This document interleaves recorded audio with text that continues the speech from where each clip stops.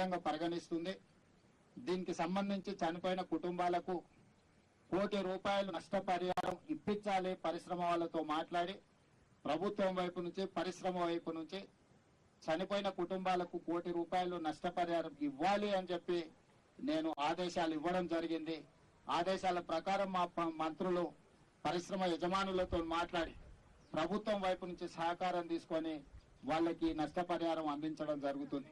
అదేవిధంగా తీవ్రంగా గాయాల పాలైన వాళ్ళకి పని చేసుకోలేని పరిస్థితులు, ఒకవేళ వాళ్ళు బ్రతికి బాగా ఇంటికి వచ్చినా పని చేసుకోలేని పరిస్థితిలో ఉంటే వాళ్లకు ₹10 లక్షల ఇవ్వాలని, అదేవిధంగా దెబ్బలు గాయాల పాలై కొంతకాలం పని చేయలేని పరిస్థితిలో ఉండి ఆ తర్వాత మళ్ళీ యథావిధిగా వాళ్ళు పనులకు వెళ్లే పరిస్థితి ఉంటే వాళ్లకు ₹5 లక్షల ఇవ్వాలని, అదేవిధంగా ఈ దుర్ఘటనలో ఏదైతే వైద్య సహాయం అందించాలనో 100% వాళ్ళకు సంబంధించిన వైద్య సహాయాన్ని పరిశ్రమలు అదేవిధంగా ప్రభుత్వం కలిసి పరిశ్రమ యజమానులు పెట్టుకోగలిగినంత పెట్టుకుంటారు.